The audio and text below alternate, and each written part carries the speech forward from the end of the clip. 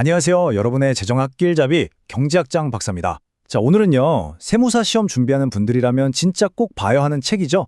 바로 정병렬 선생님의 재정학 연습. 이 책에 나오는 내용 중에서 많은 분들이 좀 헷갈려 하시는 법인세에 대해서 한번 제대로 속 시원하게 파헤쳐 보려고 합니다. 강의하다 보면 학생들이 진짜 날카로운 질문을 많이 하거든요. 얼마 전에도 한 학생이 딱 이렇게 묻더라고요. 아니 교수님, 법인은 사람이 아니잖아요. 근데 왜 세금을 내요? 와, 진짜 핵심을 찌르는 질문 아닌가요? 그쵸? 법인이라는 게 그냥 서류상으로 만든 존재인데 도대체 왜 소득이 생겼다고 세금을 내야 하는 걸까요? 오늘 강의는 바로 이 질문에서부터 시작해 볼 겁니다. 이 질문 하나를 딱 붙잡고 법인세의 모든 것을 한번 파헤쳐보죠. 자, 그럼 이 지문에 대한 답을 찾으려면 뭘 알아야 할까요? 오늘 우리가 살펴볼 내용들인데요. 우선 법인세 꼭 내야 돼? 이 근본적인 물음부터 시작해서 그럼 도대체 무엇에 세금을 매기는 건지, 그리고 이익이라고 다 같은 이익이 아니거든요. 그 차이도 짚어볼 거고요. 마지막으로 제일 중요한 거, 아니 세금을 왜 두 번이나 내? 이 이중과세의 문제랑 그 해결책까지 쭉 한번 훑어보겠습니다. 그럼 바로 첫 번째 주제부터 들어가 볼까요? 네, 첫 번째 주제입니다. 법인세, 과연 또 내야 할까? 이 문제에 대해서요, 사실 경제학자들 사이에서도 의견이 아주 팽팽하게 갈립니다. 아주 오래된 논쟁이죠. 크게 두 가지 견해가 있어요. 자, 먼저 통합설이라는 게 있어요.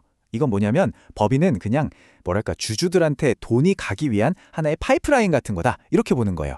어차피 그 돈의 진짜 주인은 주주들이니까 중간에 법인 단계에서 세금 떼지 말고 나중에 주주들이 배당금으로 받아갈 때 그때 소득세로 딱 한 번만 걷자. 이게 통합설의 핵심입니다. 아주 심플하죠? 반면에 분리설은 정반대예요.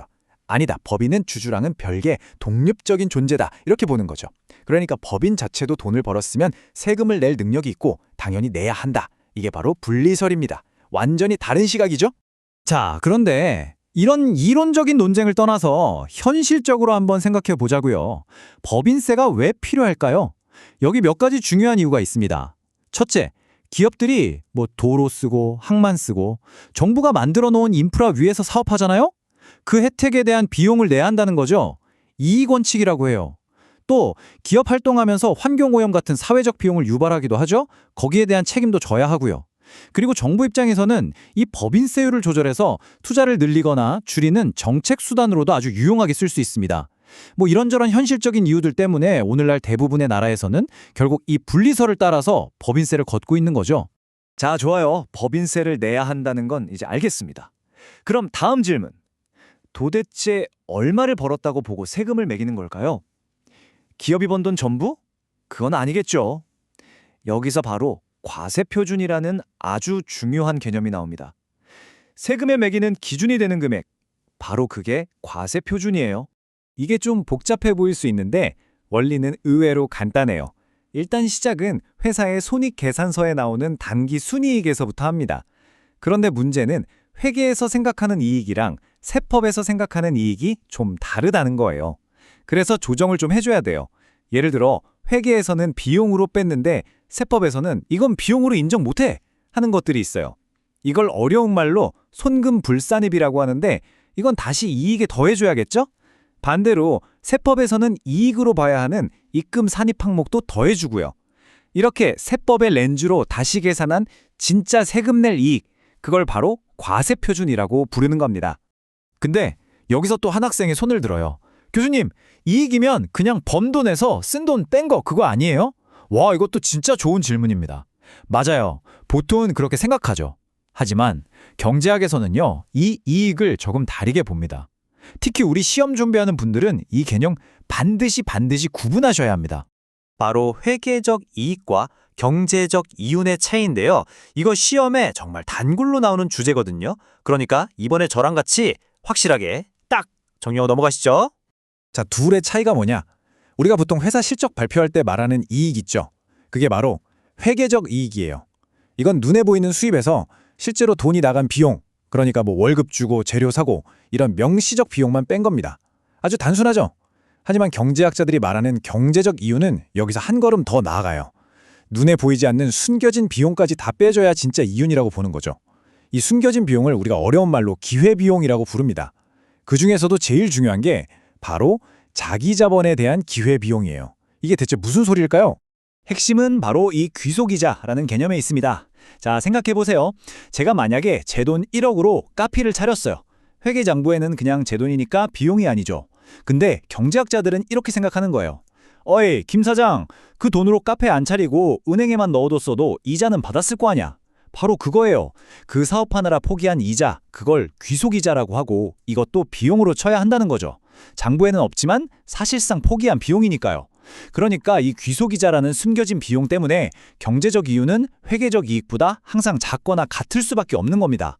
아시겠죠? 이게 바로 세법에서도 중요하게 보는 포인트 중 하나고요. 자, 이제 법인세의 가장 뜨거운 감자, 제일 논란이 많은 주제로 넘어가 보겠습니다. 바로 이중과세 문제예요.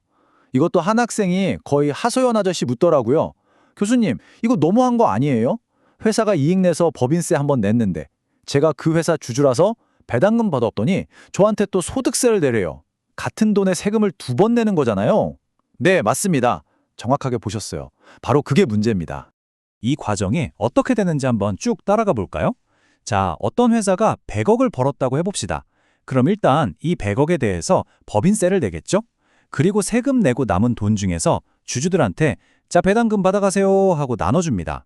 그런데 바로 그 순간 제가 그 배당금을 딱 받으면 그게 제 개인 소득으로 잡혀요. 그럼 저는 또 거기에 대해서 소득세를 내야 하는 거죠. 어때요? 흐름이 보이시죠? 그러니까 결국엔 뭐예요? 회사가 번 하나의 소득을 가지고 법인이 세금 한 번 내고 주주가 또 한 번 내고 똑같은 돈의 세금을 2번 매기는 셈이 되는 거죠. 이것이 바로 그렇게 논란이 많은 이중과세 문제입니다.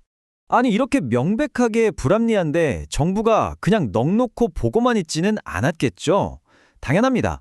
이 이중과세 문제를 해결하기 위해서 아주 여러 가지 똑똑한 방법들이 만들어졌어요. 과연 어떤 방법들이 있는지 한번 같이 보시죠. 이 해결 방법은 크게 보면 2가지 갈래로 나뉩니다. 하나는 에이, 그냥 법인세 없애버리자 하는 수준의 아주 강력한 완전 통합 방식이 있고요. 다른 하나는 법인세는 냅두고 부담만 좀 줄여주자 하는 부분 조정 방식이 있어요. 그리고 이 부분 조정 방식도 법인 단계에서 깎아줄 거냐 아니면 주주 단계에서 깎아줄 거냐에 따라서 또 여러 가지로 나뉘게 됩니다. 이렇게 방법이 여러 가지가 있는데 다 알면 머리 아프잖아요. 그래서 우리는 오늘 딱 하나만 제대로 파볼 겁니다. 바로 지금 우리나라에서 쓰고 있는 방법, 귀속 방식이라는 거예요. 이것만 제대로 이해하면 우리나라 법인세와 배당소득세가 어떻게 연결되는지 그림이 딱 그려지실 겁니다. 영어로는 이걸 imputation method라고도 하고 좀 더 쉽게는 그로스업 방식이라고도 불러요. 자, 복잡하게 생각하지 마시고 저랑 같이 이 예시를 한번 차근차근 따라와 보세요. 자, 여기 XYZ라는 회사가 2,000원을 벌었어요. 법인세율이 20%라고 치면 세금으로 400원을 냈겠죠? 그럼 회사에 1,600원이 남았고 그중에서 800원을 주주 A씨한테 배당으로 줬습니다. 자, 여기까지는 쉽죠? A씨 주머니에는 800원이 들어왔어요. 그런데 세무서는 이걸 이렇게 보는 거예요. A씨, 당신이 받은 800원은 사실 회사가 세금 내기 전 소득의 일부잖아 라고 생각하는 거죠. 그래서 어떻게 하냐면 회사가 이미 낸 세금의 일부를 A씨가 받은 배당금에 가상으로 다시 얹어줍니다. 이걸 바로 그로스업이라고 하는 거예요. 예시를 보면 200원이 추가됐죠. 그래서 A씨의 배당소득은 800원이 아니라 1,000원으로 계산이 시작돼요. 그런 다음에 A씨의 다른 소득이랑 합쳐서 내야 할 소득세를 쭉 계산한 뒤에 맨 마지막에 아까 가상으로 더했던 그 200원만큼을 세금에서 빼주는 겁니다. 일종의 세액공제를 해주는 거죠. 와, 진짜 똑똑한 방식 아닌가요? 결국 회사가 낸 세금을 주주가 낼 세금에서 인정해주는 거예요. 와, 오늘 진짜 많은 이야기를 나눴네요. 그쵸? 법인세를 왜 내야 하는지부터 시작해서 저 복잡한 이중과세 조정 방법까지.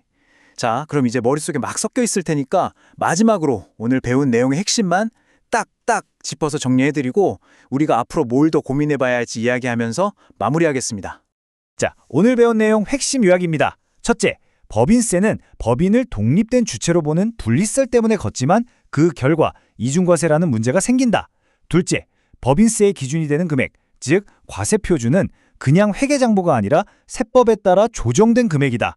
셋째, 이 이중과세를 해결하려고 여러 가지 방법이 있는데 넷째, 우리나라는 그중에서 주주가 낼 세금을 깎아주는 귀속 방식, 즉 그로스업 제도를 쓰고 있다.